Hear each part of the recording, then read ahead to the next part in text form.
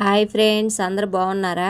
ఈరోజు మీకు చూపించేది ఏంటంటే రాగి పిండితో సగ్గుబియ్యం జావా అనమాట. రాగి జావా సగ్గుబియ్యం వేసి కొంచెం జావలా కాసినట్టు బెల్లం వేసుకొని.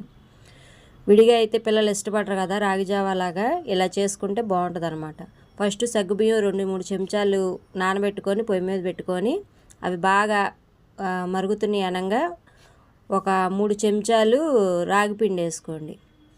రాగి పిండి వేసుకొని చక్క నీళ్ళతో కలుపుకొని అది సగ్గుజావలో కొంచెం యాలక్కాయల పౌడర్ వేసాను.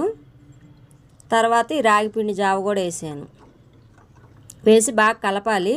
మనం కలపకపోతే అవి ఉండలుండలుగా ఉంటుంది అనమాట. కలిపి అలా కలుపుకున్నాక బెల్లం వేస్తున్నాను. సరిపడినంత బెల్లం వేసుకోండి, బాగుంటుంది. అది కొంచెం బాగా